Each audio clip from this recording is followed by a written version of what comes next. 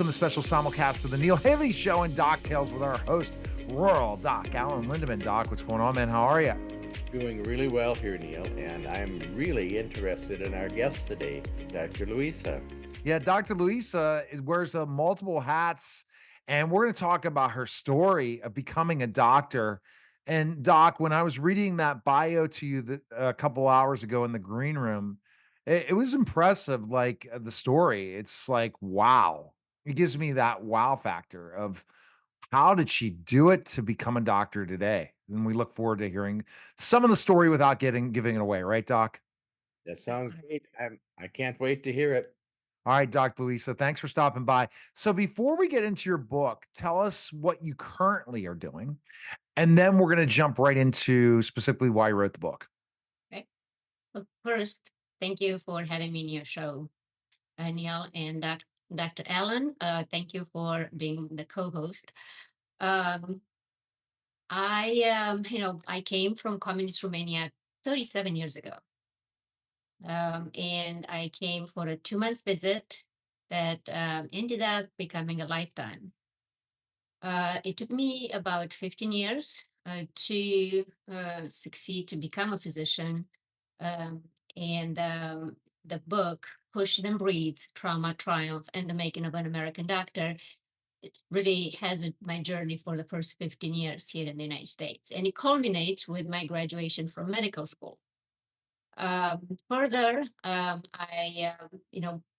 further my career afterwards with the residency. I am prior Air Force. I'm very proud to say that I am an American veteran.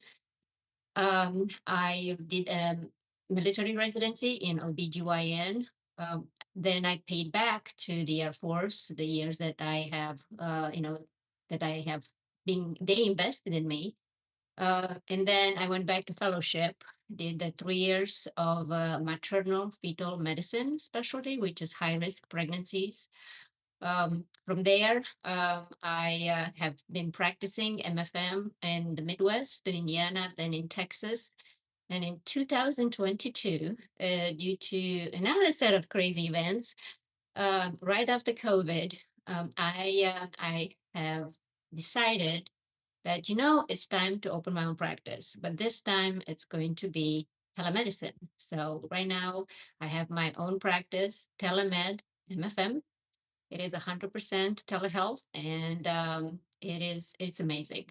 It's so interesting how, what seems to have been at that time a huge, failure because, my practice that's closed, the practice that I was running would turn in such a huge success. Wow. Well, we're ready to go. Go ahead, Doc, with your first question about the book. Well, yes. So you said this book is about 15 years, the time it took you to graduate medical school. And I see this sign, Mississippi. Is that where you went to medical school? That is actually what I did my payback from to the military. Um, so I was the recipient of the Health Profession Scholarship Program, meaning the Air Force paid my school, paid my tuition, paid really to become a doctor. But for that, you have to do a payback. And I spent 4 years in Biloxi at Keesler Air Force Base. Was my payback. And then afterwards, I separated from the Air Force and I went on to do my fellowship. I spent another 3 years, but this time in Jackson, Mississippi. So a total of 7 years. Wow. Yeah, you have And accomplished a lot, no doubt. what do you think your biggest challenges of becoming a doctor were? Well,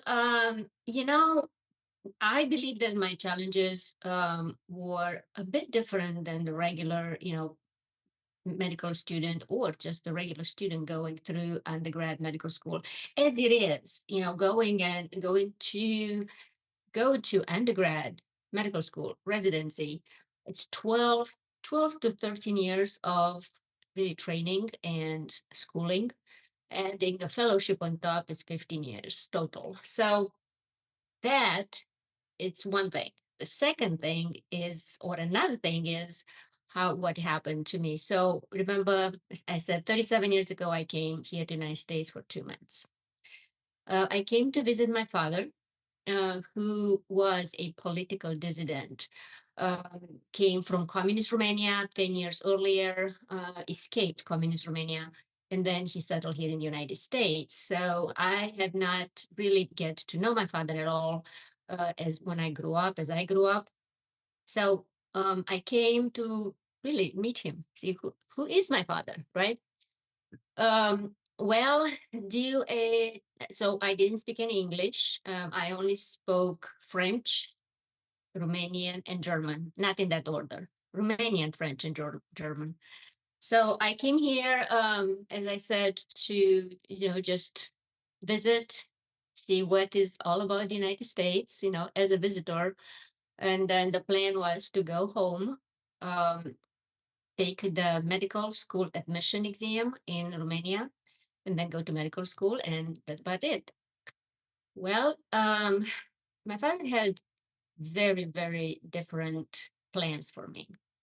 So shortly thereafter, he took away my passport, coerced me into changing my name, filed for political asylum, and from there on, there became a total dependence, mental, physical, financial. There was a lot of mental abuse, physical abuse. There was um, incest and abortions, you name it. So this whole went on for about 6 years and 8 months, 2,422 days. Um,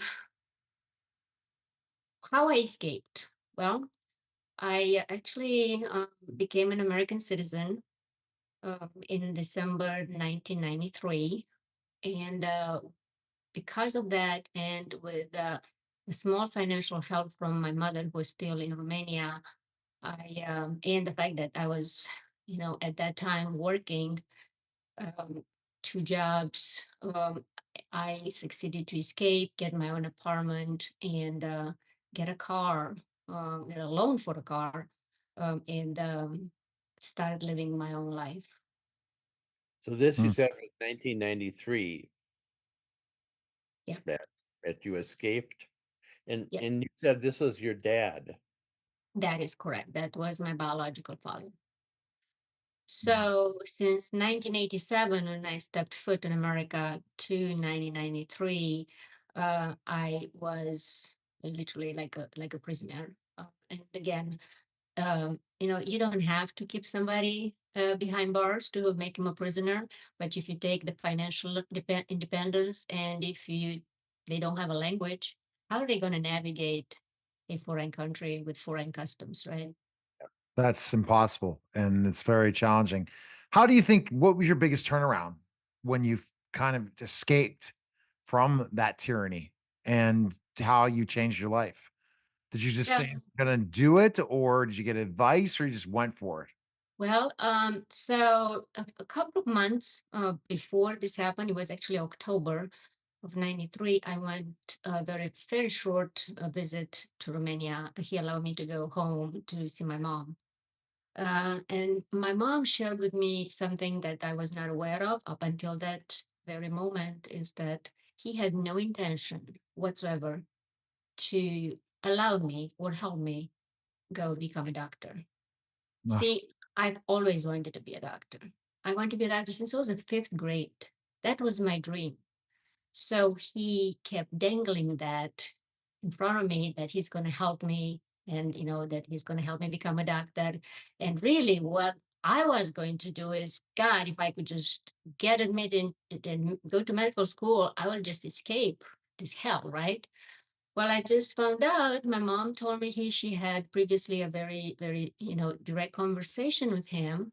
And he said, no, I have no intention for her to become a doctor. She will do a very, very fine secretary. Mm. So that was the turning point. That was that, wow, I did not see that coming.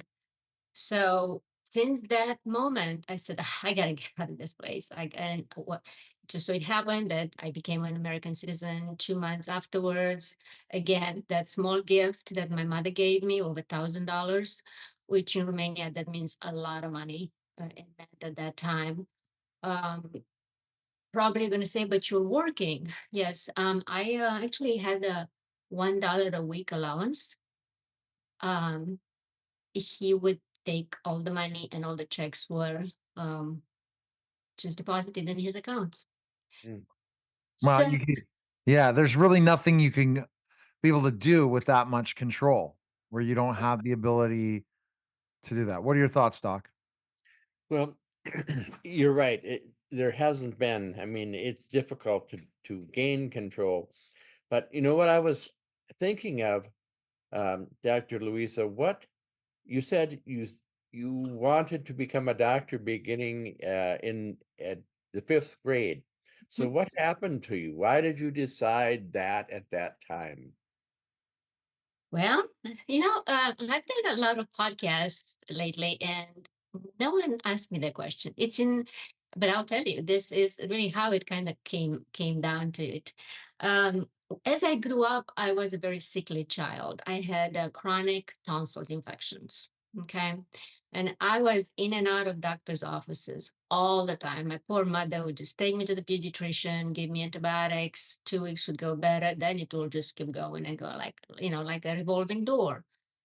So finally, in this second grade, my pediatrician has decided that she's going to finally give me this surgery to remove my tonsils because now this infection was affecting my heart. I was getting myocarditis.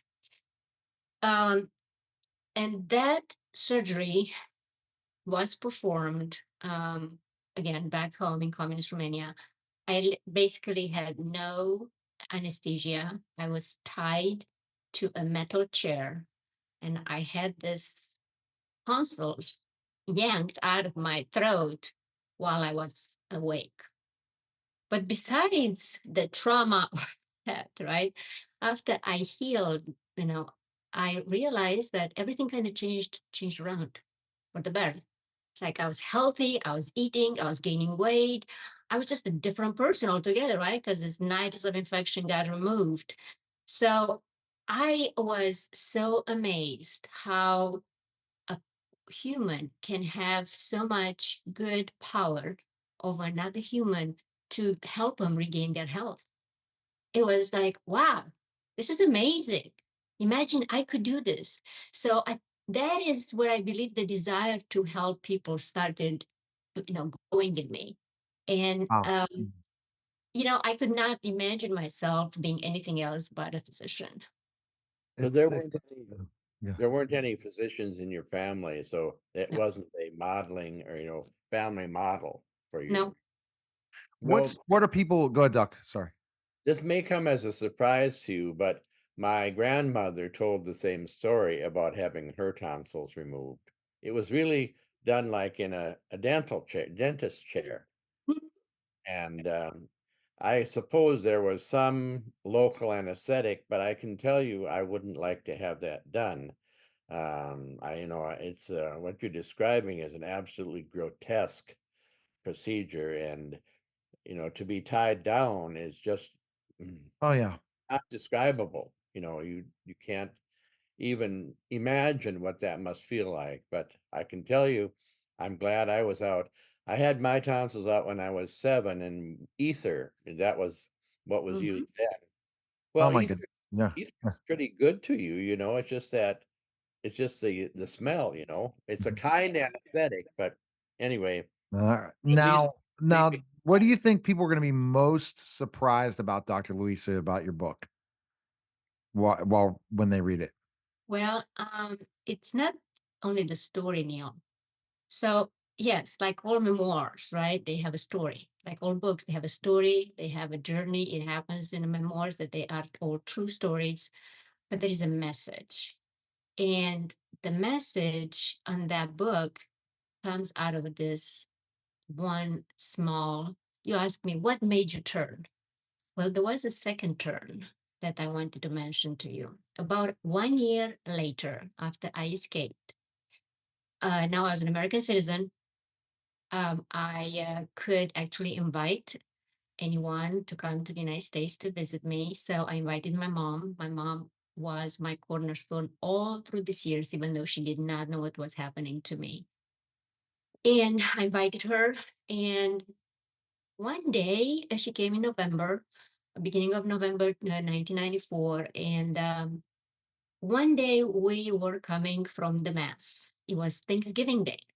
We just got out of Thanksgiving Mass. We were in New Hampshire, in Manchester, New Hampshire, and we were walking from the Mass. It was beautiful outside. There was snow everywhere.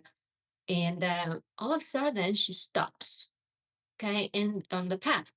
I'm like, well, I wonder why she's stopping. So I turn around and she looks at me and she asked me this question. What about your school, Luisa? What about your dream?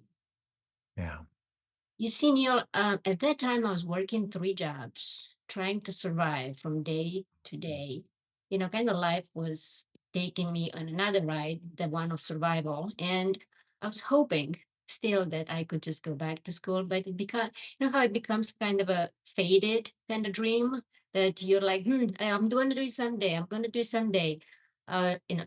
Just like that, we're trying to kid ourselves that we're going to do it someday, although we see that it's kind of going away from us. So when she said that, it just dawned on me that I was refusing to see that I was letting it slip away. My dream to become a doctor was actually slipping away. Yeah. So that moment, I felt like I was falling through a frozen ice lake. I was like, gosh, this is going to go away and I'm never going to become a doctor. Well, that day I changed from feeling helpless and hopeless. I took ownership. I started believing that I can do this. And 2 months later, after she left in January, I applied to undergrad. I applied to University of Massachusetts in Lowell. Mm. Um, I got in that following September, and Wow. yeah, so I finished my undergrad in 2 years. And then I applied to medical school, and really the rest is history. Wow, this is such a tremendous story. We're gonna definitely have the part 2 next week, Doc. So, we're gonna talk more about business, but people could check out your book. Where's the best place people can get your book? So my book is on hardcover. It's on Kindle. It is on audiobook. It's on Amazon, Barnes and Nobles, Spotify, and also they can follow it through my website. My website is drluissak.com. And they can find me there. They can sign up for my newsletter. The name of the book again is Push Then Breathe, Trauma, Triumph, and the Making of an American Doctor. All right. We appreciate it, Dr. Luisa. Thanks again. Thank you, Thank Doctor. you. All right. Thank That was a special simulcast of the Neil Haley Show and Doc Tales, guys. Take care.